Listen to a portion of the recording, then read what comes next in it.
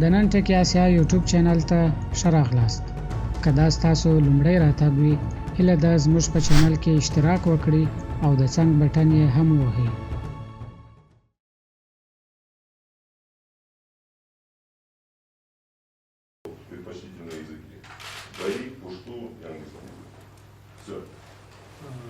So ready?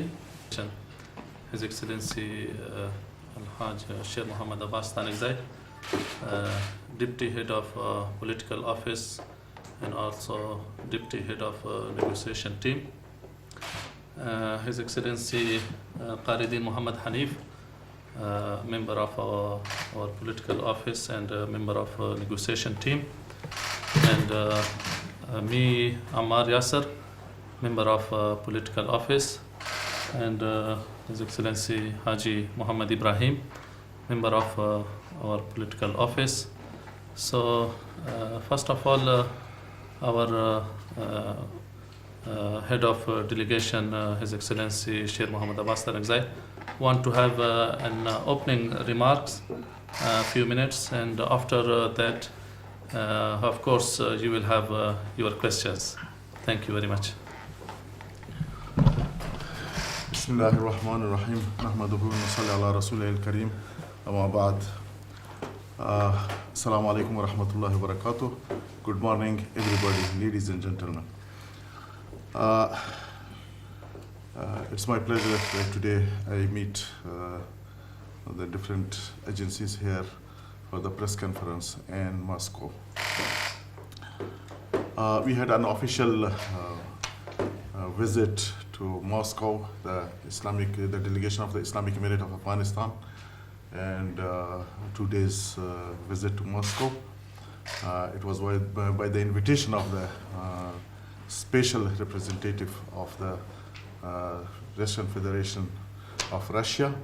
We came here to exchange our views regarding different issues related to Afghanistan, including our negotiation with the Americans and with the Kabul administration, and also how the peace process is going on, and many other issues which is related in interesting for both of us. Yesterday we had a meeting with His Excellency Zamir Kabulov in the Ministry of Foreign Affairs here, and it was very positive discussion we had. We shared common goals and common views we shared regarding the withdrawal of the foreign forces from Afghanistan according to the timetable which has been signed on 29th February of 2020, and also inter-Afghan dialogue which is going on right now, and the formation of new Islamic government after the succession of inter-Afghan dialogue. And there are many other issues which were related to different things. So we have discussed with Zamir Kabulov. So both sides agreed so that the inter-Afghan dialogue should continue and it should reach to the end. And at the end, there should be a new Islamic government which should be acceptable to majority of Afghan people, and also the foreign forces, the NATO forces, the American forces, they should withdraw according to the timetable, which was for the 14 months. So they should withdraw from Afghanistan. So this was the common distance which we yesterday discussed with Mr. Kabulov. And now I would like to mention that, as you know better, that on 29 February 2020, we have signed a historical accord and treaty, which was a peace agreement or peace treaty between Islamic Emirate of Afghanistan and also the American side. And within that agreement, the American forces and the foreign forces are supposed to withdraw from Afghanistan within 14 months.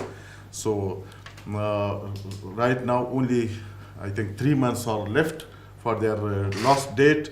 So most of the foreign forces, they have already withdrawn from Afghanistan, and only a few thousands of them they are remaining. We hope they will also finish by the end of April, and they will leave Afghanistan.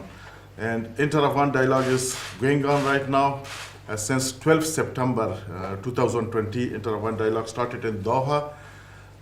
And till now it is continuing, and we hope that we can reach some sort of solution where in a very short time before the withdrawal of the foreign forces from Afghanistan. So this is what we are doing till now. Now we have the Islamic Emirate of Afghanistan is fully committed that after the withdrawal of the foreign forces from Afghanistan, they will to bring a new Islamic government which should be acceptable to all Afghans, all ethnic groups, all religious groups who are in Afghanistan. And we finish all the disputes among ourselves, and the new government should be acceptable to everyone. The government which can give an end to everything, to all the before the thing which were happening before. So they form a new things in the government which should be the rights of women, human rights, and also the drug trafficking and all these things should be included in that, so that they should be banned and they should be done. So the Islamic government of Afghanistan is the Islamic Emirate of Afghanistan is completely committed to such a government, and we want that government should be recognized by the whole world, especially United Nations, and we request the friendly countries, especially our neighbors, our countries of the region, Federation of Russia, to take their positive role in future of Afghanistan and reconstruction of Afghanistan. So we are committed for the peace, and we are trying our best so to bring peace in Afghanistan. Thank you very much. If now you have any questions, Excellency. قبل این کار عاقلانه نیست. نظر شما در این رابطه چی است؟ ما خود به شما بهتر معلوم است توافقنامه صلح که بین ما و آمریکا امضا شده او دو بخش بسیار عمده و بزرگ است. یک خروج قوای خارجی از افغانستان و قسمت دوم از این است که خاک افغانستان به مقابل کشورهای دیگر به شمول آمریکا استعمال نشد. ما تا به حال به تمام تعهدات خود ایستاد هستیم و اون عملی کردیم و شما می‌بینید که در افغانستان همو مشکلاتی که قبلا وجود داشت اونا حال فعلا نیست و در این مدتی که ما با آمریکایی ها تعهد نامه را امضا کردیم هیچ نوع خطری به آمریکا و به متحدین از اینا تا بالا متوجه نشده. این که در آمریکا اشخاص مختلف و با اشکال مختلف استیتمنت یا بیانات میتن این موضوع شخصی از اوناست، اما ما تیم مذاکراتی آمریکا که در رأس از او شاغل خلیلزاد هستن اونا چنین مشکلی را با ما ندارن و ما هر روزمره یک کانال داریم، یک چینل داریم که اشخاص نظامی ما با نظامی از اونا میشینن و همه مسائل در داخل افغانستان چی میگذره و کدام موضوعات به خاطر تطبیق عملی کردن همین توافقنامه اونا با هم روزمره مباحثات دارن و تطبیق کرده رایستن.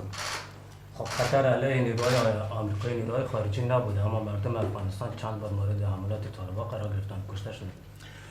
حملاتی که فعلا در افغانستان صورت میگیره، یک چیز باید ما واضح بسازیم که حکومت اداره فعلی کابل که است اونا شما بهتر میدانید که از بیانات کلانهای از اونا از هم شما شنیده باشین که اونا همیشه گفتن که حکومت فعلی یا اداره فعلی کابل که است باید 5 سال مدت خود سپری بکنن. اونا با صلح صادق نیستن، نمیخوان که صلح در افغانستان، به خاطر از اینکه اگر مذاکرات بین الافغانی کامیاب بشه و صلح در افغانستان میاد عوضش یک حکومت جدید اسلامی میاد و در ضمن حکومت جدید اسلامی حکومت اشرف غنی از بین میره. بنابراین اونا در مقابل مذاکرات افغانی و در صلح آوردن صلح اونا سنگ اندازی میکنن. شما میبینید به طور مثال همون توافقنامه‌ای که با آمریکایی هم امضا شده بودن که در مدت 3 ماه باید در مدت 1 ماه از شروع مذاکرات بین الافغانی باید تمام بندی‌ها از زندان‌های افغانستان خارج آمریکا نشدن و همچنین شما دیدین که مذاکرات بین الافغانی را اینا تقریبا 6 ماه به تعویق انداختن از اون تاریخ که قرار بود که به تاریخ 10 مارچ 2020 شروع شه، مگر شما دیدین که 12 سپتامبر شروع شد. وی و همچنین اگر شما روزمره استیتمنت ها و بیانات مسئولین حکومت اداره کابل شما ببینین و بشنوین، اونا موضوعاتی هستن که از صلح هیچ گپ نمیزنن بلکه از همیشه از جنگ گپ میزنن و در داخل جبهات هم از زمانی که معاهده با آمریکایی ها امضا شدن اداره کابل عملیات خود در تمام ولایات در تمام ساحات زیاد ساختن. شما می‌بینید 2 روز پیشتر 3 روز پیشتر در بامیه، در جوزجان و در فاریاب عملیات بالای مجاهدین ما صورت گرفتن، در هلمند صورت گرفتن، ولی در چندین ولایت عملیات رسما اعلان است و اونا اعلان کردن که ما در مقابل امارات اسلامی افغانستان عملیات می‌کنیم. و این به خاطر است که به جهانیان نشان بدن که اونا در افغانستان جنگ است و صلح نیست و باید قوایای خارجی افغانستان نبرن. و در صورتی که اونا عملیات میکنن یا حمله میکنن، ما مجبور هستیم که از خود دفاع بکنیم و در جواب از اونا عملیات تعرضی بکنیم، در مقابل از خود دفاع بکنیم. آقای فرزانه باشین متاسف پاسهای ایران اینترنشنال، شما گفتین که اندازه میشه در راه صلح. آیا در مورد پایان حکومت اشرف کدام موافقتنامه صلح را که امضا کردیم اون به موضوعات است که مربوط به آمریکا میشه، خروج قوت‌های خارجی از افغانستان و مسئولیتی که به مربوط امارات اسلامی میشه که او در ساحاتی که امارات اسلامی حاکم است او مدارات به خلاف از این کشورهای خارجی استعمال نشه. این در بین ما است و حکومت آینده افغانستان این مربوط به افغان ها است که افغان ها در بین خود چی نوع حکومت به چه شکل به چه ترتیب جور میکنن و ایره ما طور یک حکومت را میخوایم، مگر در توافقنامه صلح با آمریکا طور ذکر شده که حکومت جدید اسلامی افغانستان. حکومت جدید اسلامی افغانستان معنی است که حکومت اشرف غنی باید ختم شود و یک حکومتی که قابل قبول برای همه جوانب در داخل افغانستان باشه باید روی کار بیاید. آیا آقای خلیفه در این مورد در قطر تا حالا گفتگو صورت گرفته یا جزء برنامه‌های بعدی است که در مورد گفتگو صورت در قطر این که حکومت بعدی میاد خب خیلی با مفهوم کلی بارها پیش از اعلام شده. آیا تا کنون در جریان مذاکرات مستقیمی که شما دارین با جانب که تیم جمهوری اسلامی افغانستان کنونی است، آیا گفتگوهای در این مورد صورت ما با اداره کابل امی تیم مذاکراتی تیم کابل که مرکب از 22 نفر هستند و در دوحه هستند و همچنین از طرف ما 22 نفر هستند چشتن روزمره ما بالای این موضوعات بحث میکنیم. ما بالای اجندا فکر کار میکنیم تا اجندا جور شود. چند وقت بالای طرز العمل ما بحث میکردیم، طرز العمل نهایی شد، خلاص شد و حال فعلا بالای اجندا ما کار میکنیم. اجندا موضوعات عمده اجندا یکی همیست که حکومت آینده افغانستان، نظام آینده افغانستان باید چطور باشه، با چه شکل باشه. البته اون سر میز بحث خواهد شد، چیزی که توافق سرش میشه اون چیز به عنوان آخرین سوال میخوایم بپرسم. شما اعلام کردین بارها که طالبان دیگه به برابر امریکایی‌ها جنگ نمیکنن و عملات بر خارجی‌ها انجام نمیدن، ولی عملات بر نیروهای امنیتی افغانستان که خب مسلمان ها هستند دوام داره و بر اساس اصول اسلامی آیا جهادی در برابر مسلمان ها و یا حتی شهادتی که چون معنای شهادت در اسلامی است که کشته شدن در برابر کفار وقتی که وطن در خطر است، ولی آیا نیروهای طالبی که در برابر نیروهای امنیتی افغانستان حالا با قول شما نیروهای اداره کابل کشته میشن شهید حساب میشن به دلیلی که اونا به دست خارجی‌ها کشته نمیشن و خارجی‌ها هم به دست طالبان کشته نمیشن؟ چطور خشونتی که جریان داره در افغانستان و بخشی از او غیر قابل انکار است که توسط طالبان صورت میگیره، فکر میکنین میشه که توجیه پیدا بکنه وقتی که به خارجی‌ها حمله صورت نمیگیره؟ با شما بهتر بانو است که امریکا از 20 سال به این طرف در افغانستان وجود دارن و قوای ناتو در افغانستان وجود داره و اونا تمام انواع اسلحه‌ای که اونا داشتن و یا تولید کرده بودن در افغانستان استعمال کردن. همین قوت‌های خارجی و در وقتی که داخل افغانستان شدن اداره جدید اداره کابل اینا روی کار کردن و به خاطر حمایه خود و خاطر پشتیبانی خود قوت‌های داخلی را هم استخدام کردن در مقابل معاشات و دیگر خود. ما فعلا به این شکل نیست که ما با آمریکایی ها اوربند کردیم، با اونا آتش بس است، ما با اونا جنگ نداریم، اما با اداره کابل پیشتر ما گفتن که اونا جنگ خودشان دوام دادن و شما میبینین که دیروز چند روز پیشتر یکی از کلانهای از اونا، من نامش نمیگم، که اعلان کرده اونا گفتن که باید تمام بندی‌های طالبان کشته شوند، از بین بره. خب این خودش معنای زیرا داره. چند روز پیشتر از مقامات وزارت دفاع ملی از اونها اعلان عملیات کردن در چندین ولایت و فعلا عملیات جریان دارن. عملیات اکثرا اگر شما ببینین و در کانالی که هم ما بحث میکنیم اکثر از این عملیات تقریبا 80 تا 85% عملیات از طرف از اونها صورت میگیره، اونها کار میکنن. Give me ask a short question in English for other journalists. I'm a young Afghan journalist born and raised in Kabul. I cannot feel myself safe now in Kabul because you know everyone's 2 months and I get killed in a bus in the center. I tell you, because Kabul is unsecured, I know this. Nowadays especially. because it is who is on power in Kabul? The Kabul administration is on power in Kabul. They are responsible for the security. In the operation which takes place, especially the target killing in Kabul, right now. Can you listen to the answer, please? Let me answer your question one by one. When I answer one, then you can ask the other question. Don't interrupt, please. Inside, the power and the administration of Kabul is in their hand, in the Kabul district. So they are responsible for that. Why it is done like this? So moreover, in Kabul, we are not operating in Kabul because we have already promised this that in big cities we will not operate like this. So, and moreover, the Kabul administration, if they put their arms down and come seriously on the negotiation table to discuss the Afghan issues on the table, we are ready. From that day, there will be no fighting. But they are continuing the same things. Thank you very much. Other question? Yes. Regarding that, the fact that the United States is reviewing its ability that Biden would not or reconsider withdrawing troops from Afghanistan. So how do you the withdrawal of troops? And of course, would you think that the U.S. is reconsidering its military withdrawal in the first place?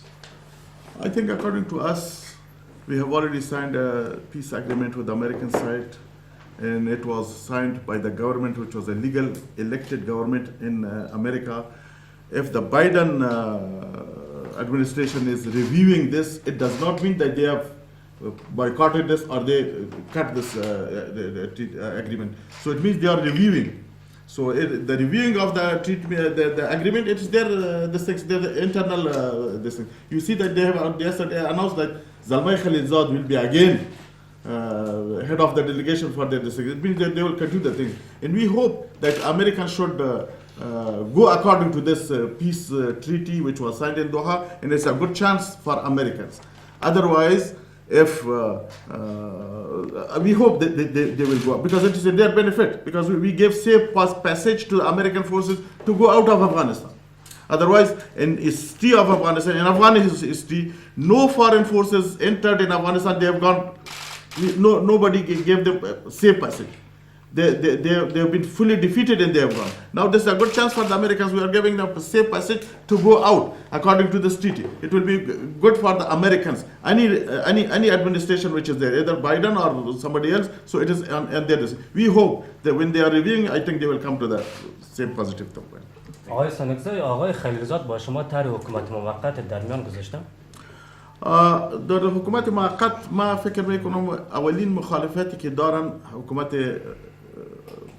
اداره کابل دارن. چرا اونا به این خاطر شما اشرف غنی رو گفتین نه؟ خلیلزاد. آقای خلیلزاد درباره حکومت موقت واضحاً با ما چیزی نگفتن، به خاطر از اینکه حکومت موقت یا حکومت آینده موضوعی است که بین خود افغان است. باید افغان‌ها بین خود ایران فیصله بکنن که چه قسم حکومت در افغانستان باید، یا حکومتی که جانشین از می حکومت فعلی باشه و او برای موقت باشه، برای مدت زیاد باشه و کدام شکل چی داشته باشه. البته اونها یک چیز مشخصی را برای ما ندارن. Could you please comment on U.S. media reports on the Taliban in order to attack U.S. forces on Taliban, and do you hope on Russian help? That regarding the bounty or reward, which was very hot news in American news districts and also in European districts. So it is completely false. It is we reject this completely because we do not need anyone to give us reward for the killing of Americans. Americans are the invaders. Since 2001 we are killing them. If they remain in Afghanistan after this, we will kill them. Even if somebody reward us or somebody do not reward us, we take our reward from Allah subhanahu wa ta'ala, from God. So we fight the invaders without reward, without any bounty.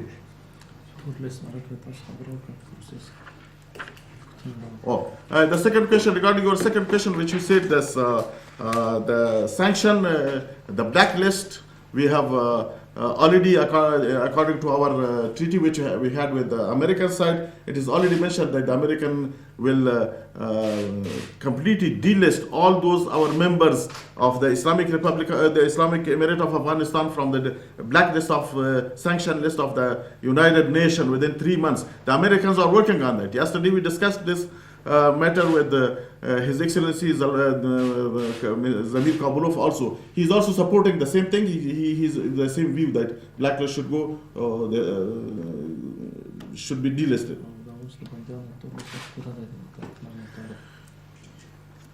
And also right now, as I mentioned before also that now the time which was framed, the time was given for the delisting and also the release of all the prisoners from the prisons of Afghanistan and Americans, it's already over. Because by all of them they should have been released, but still unfortunately they have not done it so far. We are trying our best. That's why one of the issue was this, which we discussed with the Russian Federation, so that they should help us in this regard. They should support us in this regard. They should use their influences over the Americans and the Kabul administration to implement this according to the peace agreement.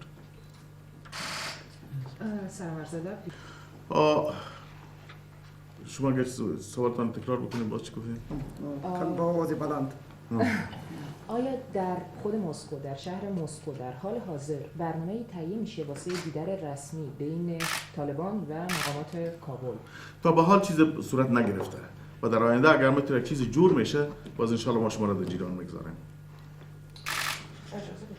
جلوی مقامات شما تماس‌ها را با القاعده قطعا حقیقت کجاست؟ خب ما خود در مجموع اینو گفته میتونم طبق توافقنامه‌ای که بین ما و آمریکا امضا شده در او اظهار همی شده که در مناطقی که تحت کنترل امارت اسلامی افغانستان است، اون مناطق به خلاف آمریکا و متحدین ازیا و دیگر کشورهای استعمال نخواهد شد. ما به این موافق هستیم، ما تا بالا این عملی کردیم و تا بالا هیچ عملی صورت نگرفته که خطی از این باشه و در آینده هم به این مطمئن هستیم. یکی الزاماتی است که اجنسی‌های مختلف، اشخاص مختلف در اوقات مختلف، حکومت‌های مختلف اینا رو وارد میکنن. بنامی که در افغانستان القاعده است، بنامی که در افغانستان این گروه. مگر ما همه زیر به خاطر زیر رد میکنیم که ما با مو تعهدنامه‌ای که با اونا داریم به او ما چیستیم متحد هستیم، ما مطابق از اون اجازه نمیدیم کسی را. دیگه اینکه شما میبینید قربانی‌هایی که ما در مقابل داعش در افغانستان دادیم. داعش اولین دفعه که در افغانستان پیدا شد یکی در قسمت‌های شرقی افغانستان، باز به شمال افغانستان، باز به غرب افغانستان اینا رفتن. ما تقریبا هزارها مجاهد خود در ایران قربانی دادیم تا داعش ضعیف بازه. فعلا داعش در افغانستان وجود داره مگر بسیار ضعیف، ما اونا را از بین بردیم. و این موضوعات دیگری که اینا را یاد بگیرید، گروه‌های دیگری که یاد بگیرید، این اکثرا از طرف اداره کابل در اوقات مختلف به نام‌های مختلف اعلام میشه تا که اذهان جهانیان و حکومت‌های جهان مخشوش بسازه که علت‌های جنگ یا علت آمدن امریکا به افغانستان تا ولی ختم نشده، باید قوت‌های خارجی از افغانستان نبرن. به این خاطر اینا این موضوع رو میکنن. مگر فعلا ما در افغانستان کسی به نام القاعده وجود نداره، نه مرکز داره، نه جای داره و اینا چیزی که بودن هم سابق در جنگ‌هایی که سابق صورت گرفته همیشه از افغانستان خارج شده، کسی در افغانستان وجود نداره. خیلی خوب، ولی میگم که زیر نام القاعده که فعالیت نمی‌کنند، زیر نام طالبان. نه خیر، ما براتون گفتم در صفوف طالبان بدون از افغان‌ها کسی دیگری نیست، خارجی‌ها وجود نداره و نیم کسی را ما به نام خارجی‌ها را در زیر صف خود یا در داخل صف خود قبول می‌کنیم. جنگ افغان‌ها با افغان‌ها ما میخوام که یک جمله در علاوه بکنیم. ما کانالی داریم، امریکایی‌ها هست و یک دفتر اعضای دفتر هم اونا در تماس هست. اون کانال به خاطر از اینکه تطبیق توافقنامه است تا هنوز در سر میز امریکایی‌ها چنین چیزی دلایل پیش نکردن که القاعده هست در کجاست یا در کجا نیست. برای ما این هیچ اسنادی پیش کردن نتونستن. یک دومی که 5000 نفری که از ما خلاص شد کلا با عضو خارجی بود نبود، کلا افغانا بود و فعلا شاید بس در حدود 6000 7000 بندیایی که ما داریم همش اتباع افغانستان است و هیچ گروه خارجی وجود نداره. به این معنی است که ما خودمان هستیم و خودمان متکی به خود هستیم و به هیچ نیروی خارجی ضرورت نداریم و هم نیست. این جنگ بین افغان و ترکیه ادامه خواهد داشت. ما یک چیز برادر دیگه هم قبلا سوال کرد، همین قسم سوال بود. بعد از اینکه در سال 2001 افغانستان اشغال شد، ما جنگمان در برابر امریکایی‌ها و قوت‌های اشغالگر خارجی شروع شد. ولی امی امریکایی‌ها بود که پلیسی ساخت، اردوی ساخت، در برابر ما استعمال کرد. جنگ اردو، پلیس که امریکایی‌ها اینا را تشکیل کردن و اینا را تمویل کردن و اینا را تجهیز کردن در برابر ما و اینا تقریبا چاپه‌ها در شبای تاریک، در نیمای شب، در هر جا یک به سر یک طالب که دستگیر میشد یا نمیشد و زخمی میشد یا نمیشد، و صدها یا دهات اطفال زنا یا بیچاره شهید میشدن یا زخمی میشدن یا یکی اسیر بگرفتن. ابی حالت فاجعه امی فلاکتبار که شروع کرد، اونا شروع کردن یا ما کردیم؟ اونا کردن. خب اونا جنگ در برابر ما به حیث پیشمرگای قوت‌های خارجی آغاز کردن، شروع کردن و به پیش بردن و پیش آورده ایستن. تا هنوز هم امریکایی‌ها در پلوشون هستن، اونا را اینا نکردن. و ما در سر میز مذاکره هستیم و انتظار هستیم که ما به یک توافقی برسیم. آتش بس به معنای ختم جنگ، دیگه ابدا دیگه جنگ باقی نمونه. رسیدی آتش بس هر چی داره. هر وقتی که به توافقی رسیدیم سر یک نظام توافق به نظرتان چقدر بازه زمانی که توافق بین شما و حالا طرف افغانستان امروزی که طالبان بیرون از ساختار سیاسیش هستن ایجاد میشه، به نظر شما چقدر زمان میگیره؟ حالا بهتر است که چند ماه زمان خواهد گرفت، چند سال زمان خواهد گرفت، یا فکر میکنین اما یک مشخصه به نظر طالب‌ها چقدر ما نزدیک هستیم به یک توافق، چقدر پتانسیل؟ 29 فروری بود توافق نامه دستخط شد. قرار بود که در 10 مارچ بندی‌ها خلاص شود و همزمان ما سر میز بشیم، ولی وقت کشی را ما خود نکردیم. خو اداره کابل کرد 5000 بندی را دیواتی که در 10 روز یا 20 روز یک ماه خلاص کنه، در 6 ماه. آیا می‌پذیرید؟ و فعلا ما در سر میز حاضر هستیم. ما زمان بندی کردن نمیتونیم که در یک ما در 3 ماه. مسئله افغانستان پیچیده است که ما سر میز کوشش را داریم و طرف مقابل اگر یک چیزی اونا هم اخلاص نشان بدن فکر میکنم که مشکل حل است. ببینید شما همین مدت زمان و وقت مذاکرات و نتیجه مذاکرات و بند شما گفتین و گفتین که جنگ چی و خلاص میشه. شما سابقه امارات اسلامی رو ببینید، ما از سال 2011 در دوحه وجود داریم و دفتر خود گشایش یافته علایق و ارتباطات و مذاکرات به همین هدف که در افغانستان چطور جنگ خاتمه یابه و چطور صلح و نظام جدید همه شمول افغانی به وجود بیاید. شما تلاشای ما را ارزیابی کنین. ما در هر وقت با مشکلات و با چالش روبرو شدیم. از اداره کابل روبرو شدیم، از طرف امریکایی روبرو شدیم و تلاش خود ادامه دادیم تا که با مذاکرات با امریکایی ها به نتیجه رسید، توافقنامه شد. با اساس توافقنامه تدریجا ما با تعهدات خود پابند هستیم و پیش رفتیم، مذاکرات را آغاز کردیم، مذاکرات جریان داره. حال تعهدات به طرف مقابل فعلا وجود داره که اونا او را عملی کنند تا راه باز شود به طرف مذاکرات، بندیا خلاص شود و لیست سیاه. ما هرچی سریعتر آماده هستیم طرف مذاکرات بریم و به نتیجتا به اوربند برسیم. شما 2011 گفتین حالا اداره که در کابل است شما به هر شکلی پور ارفاق است. 2011 تا 2020 حالا هر کسی که اینجا مقصر بود 9 سال زمان گذشت. حال خودت من میگم که درست است. آقای کرزی در وقت خود پیشنهادات زیاد را کردن. مگر شما دیدید که دو وقت حکومت کرزی از طرف کی حمایه میشه؟ افغانستان 48 کشور حضور نظامی در افغانستان داشتند.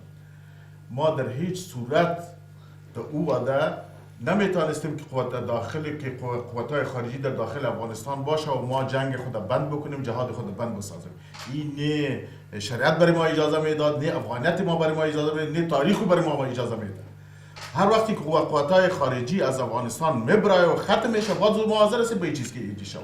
و ما فعلا امروز که ما روی میز با اداره کابلی که فعلا ما میفهمیم که صلاحیت ندارم، اونا نمیخوان که صلح در افغانستان به صورت صحیح بیاید و در این سنگ اندازه میگه. خب باز هم ما به خاطر صلح و به خاطر آینده مردم افغانستان برای از اونا بالای میشیم و برای از اونا موضوعات بحث میگیم تا که در افغانستان اگر خداوند خواسته باشه هر چیز زودتر در افغانستان صلح بیاید. مگر قوت‌های در حضور قوت‌های خارجی هیچ وقتی توقع را شما هم باید نبکنید که از گورنر باید بکنه که مجاهدین سلاح خود به زمین بگذارن و شما میگید که مردم کشته نشن.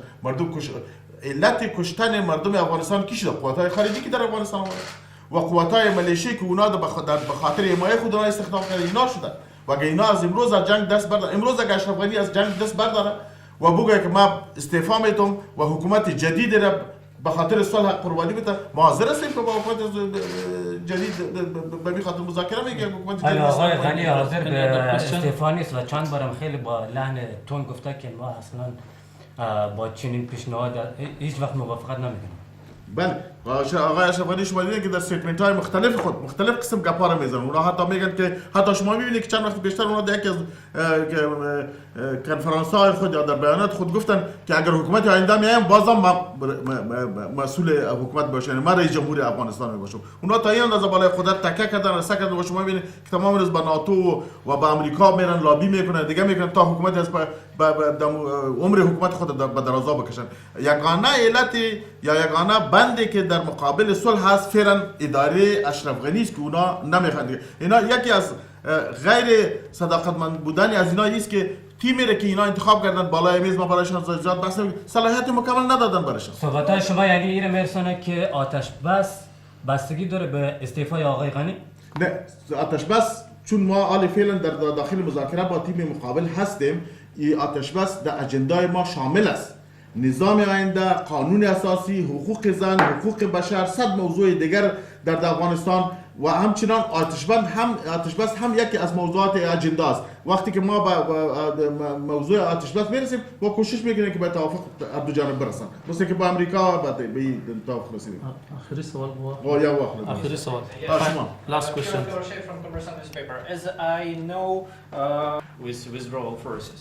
You see, I've already mentioned before what we have discussed with our friends here in Moscow. So we have sharing the same view regarding different issues in Afghanistan, especially peace and inter-Afghan dialogue and peace treaty, which are the Americans in the future of Afghanistan. Because this Russian Federation, our neighbors like Iran, Pakistan, and Central Asian countries, they are our neighbors.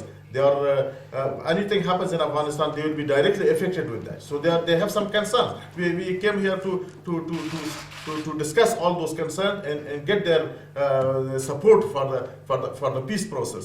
So and the other one is what was the second part you said? I'd like to know what are you going to discuss with Mr. Lavrov exactly? What the difference between Mr. Kadulov and Mr. Lavrov for you? What the policy here in Russia is the same. It's not the difference of views between minister and special representative of different government. It is not like Kabul administration. So whatever they have, it is the same these things. And yes, there was our delegation was a few days back in Iran, and before that our delegation was in Pakistan, and also there was a former Vice Minister of Indonesia who traveled to Doha, and we are meeting frequently with different countries and regarding this peace process which is going in Afghanistan. But do you want Russia, Iran, or Pakistan to persuade to make new US administration implement the deal somehow? We hope so, because these countries, they are very close to us, they are our neighbors, they are involved in Afghan affairs. So that's why we are talking to them. We share their concern, and we seek their support for the peace process in Afghanistan. Thank you very much for. Are you going to meet with the minister? Yes. Or when are you going to meet with the minister? Yes, they said so. ببخشید یک سوال در رابطه با ملاقات دیروز شما با آقای کابلوف داشتم که شما به چه نتیجه رسیدید؟ ما برتر قبل هم گفتیم که ما ملاقاتی که با آقای با جانب فدراسیون روسیه داشتیم، نماینده خاص فدراسیون روسیه در به ارتباط تطبیق توافقنامه بین امارات اسلامی افغانستان و امریکایی ها، خروج قوای خارجی. ما خواستیم که اینا در مقابل خصوصا در از بین بردن لیست اونا با ما موافقه داشتن، ما باشن دیگه و نظر ما و اجنا مشترک است. شما بعد از روسیه به چین سفر میکنید؟ With Lavrov. No, not with Lavrov. But today, are you going to have a meeting with Lavrov? We don't have meeting with Lavrov today. We have another meeting. So you're not going to meet Lavrov in Moscow? No. Or tomorrow. You said that Today we are leaving in the evening, sorry. So you're not going to meet with the So minister? thank you very much for your time and your attention for the discussion. We are finishing our press conference here. Also, our head of delegation will have a message, a last message for the briefing, and we will leave the press در conference. آخر از این کنفرانس ما میخوام که برای شما ژورنالیست‌های را و نمود بسازم که ما امارات اسلامی افغانستان و مکمل تعهدی که ما داریم و به صداقت و اخلاصی که درباره صلح در افغانستان ما داریم، تیم که فعلا در دوحه به خاطر مذاکرات بین الافغانی تعیین شده، شما میبینید که تقریبا 60% تا 70% اعضای از اونها از هیئت رهبری امارات اسلامی افغانستان هستند و این تیم به خاطر از این تعیین شد که تا بالای میز اکثر مسائل اینا فیصله بکنن و بالای میز با جانب مقابل فیصله بکنن، به نظام آینده به وجود بیاید که قابل قبول برای همه باشه تا این پروسه سریعتر و خوبتر پیش بره. اما متاسفانه جانب مقابل امی صلاحیت ندارن. اونا هر موضوع را به کابل راجع میکنن و در کابل باز یک نظر نیستن و مختلف نظریات هست. به هر صورت پروسه کمک چی شده و ما به این متحد هستیم هر فیصله که بالای تمام قشرهای افغانی و تمام افغانها و اکثریت افغانها قابل قبول باشه، ما با ما یک جای هستیم. ما میخوایم نظام باشه که دو حقوق زن، حقوق بشر، ما اینا همش مراعات شود و ما بدون از قوت‌های خارجی در افغانستان ما داشته باشیم. آزاد خواهد بود، هیچ مشکلی نخواهد داشت ان شاء الله. تشکر. Thank you very much. Thank you very much.